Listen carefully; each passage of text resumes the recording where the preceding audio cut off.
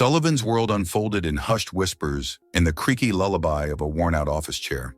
The den bore his collected years, walls dressed in peeling wallpaper, stacked files carrying tales of deceit and betrayal, and a solitary window offering him the tableau of Bowie, Maryland. From that very perch, his roomy gaze witnessed the slow march of time, a patient observer of the town's mundane symphony.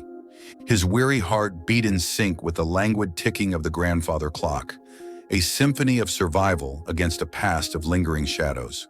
The hint of a tremor in his deft fingers was a lingering signature of his battle with an illness that had nearly scrawled the full stop to his existence.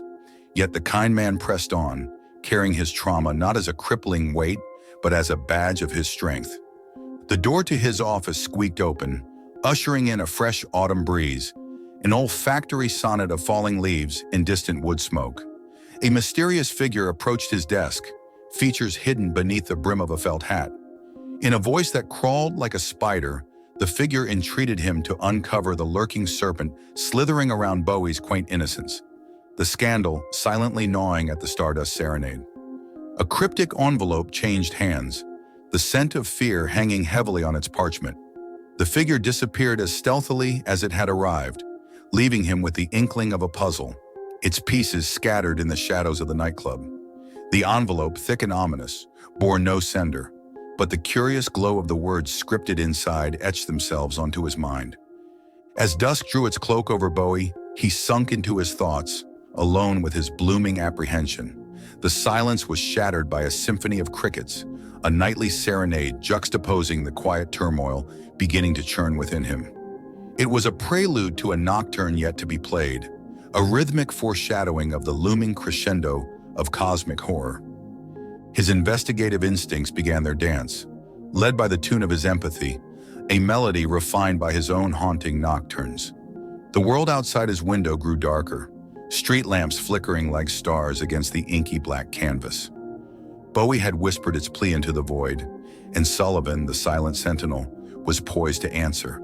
This was his stage, his dance, and the ancient rhythm of dread was only beginning to quicken. His world was on the precipice of plunging into the abyss. He stepped into the chilling embrace of Bowie's night, a lone figure against the silver glow of the moon. The journey to the Stardust Serenade was ahead, an enigmatic entity waiting to reveal its secrets. Yet for that evening, he retreated into the silence of his quarters, under the watchful gaze of the cosmos, unknowingly stepping onto the trail of an otherworldly horror. The Stardust Serenade, an edifice of music and mystery, bathed in flickering neon and whispers, awaited Sullivan's arrival. Its neon sign, tired from years of arduous service, flickered like a dying star, casting spectral shadows on the faces of the patrons that slipped in and out of its velvety mouth. Inside, the air thrummed with the electric undercurrent of secrets yet untold, a symphony woven of hushed voices and intoxicating jazz.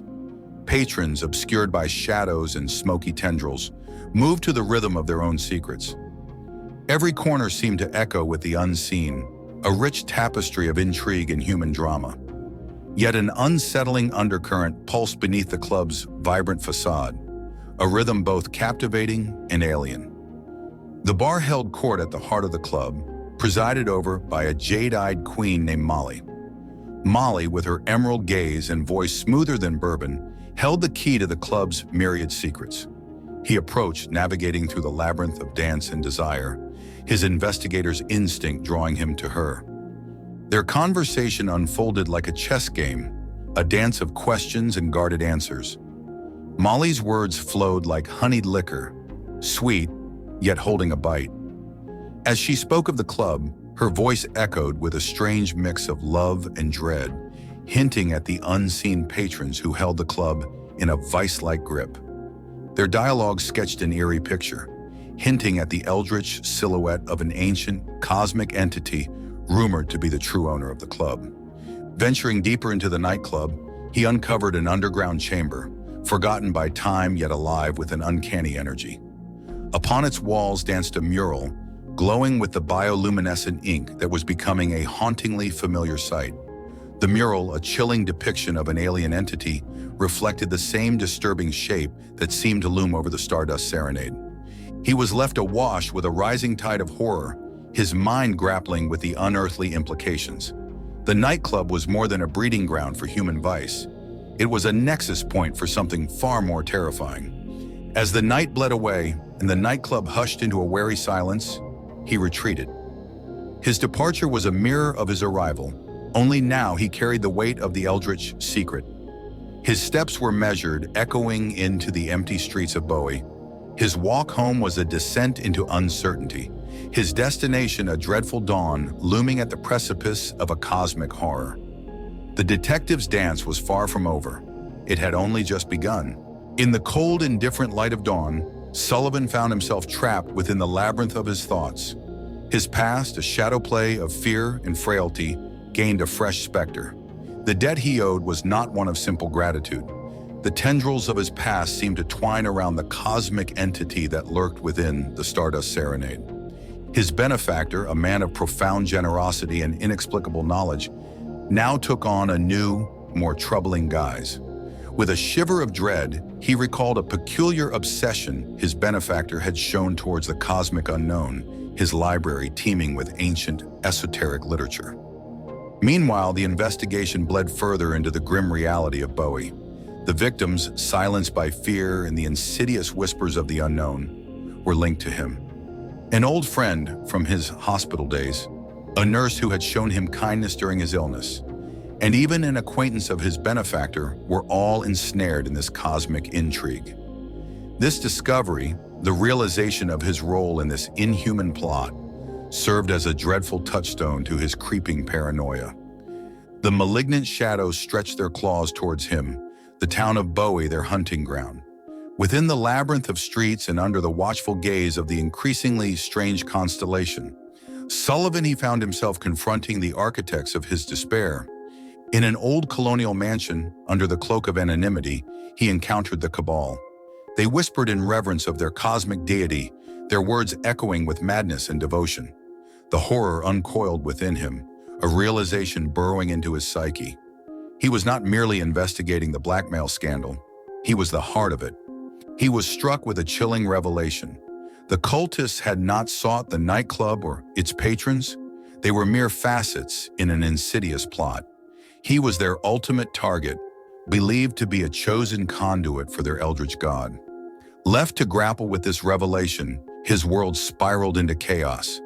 His life, once dictated by logic and reason, was becoming a swirling canvas of cosmic horror. His trajectory was set, his path leading him back to where it all began, the Stardust Serenade.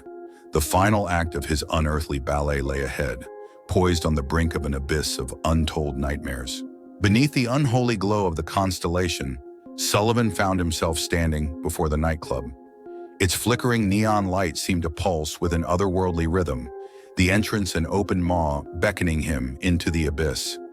As he stepped into its eerie silence, the essence of cosmic horror that had haunted his existence revealed itself in all its nightmarish grandeur. Reality itself seemed to warp within the bowels of the club. The bar, once full of earthly pleasure, now served as an altar to the cosmic entity. The patrons, trapped in their dance of deceit, became unwilling witnesses to a spectacle of eldritch terror.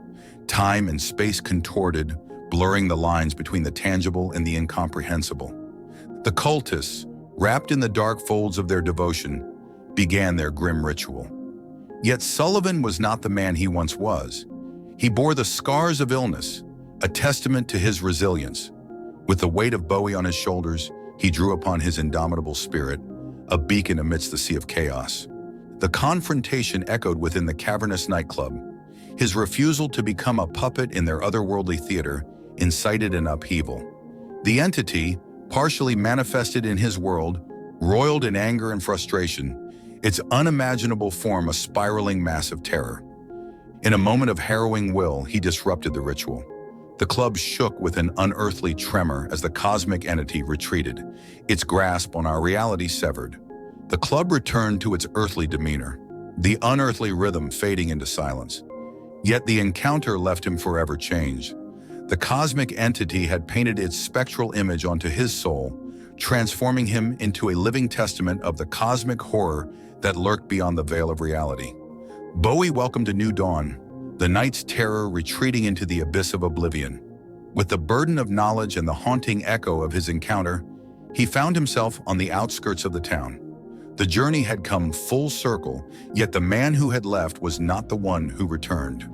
He drove away, leaving Bowie and its unearthly secret in his rearview mirror. He carried with him the specter of his encounter, a new trauma painted over an old one. His departure was marked by an eerie calm, the sun's rays casting long shadows on the deserted road. He glanced up at the daylit sky one last time. There he imagined a new constellation, an eternal reminder of the cosmic horror he had faced. His world would forever bear the echo of an eldritch entity's gaze, the chilling epitaph of a dance with the cosmic unknown. Thank you for watching. If you enjoyed the video, like it and subscribe to our channel, where you can find more similar stories, and click on the bell icon to never miss one. There is plenty more cosmic horror to come from the Eldritch Tales Factory. Stay tuned, and until next time.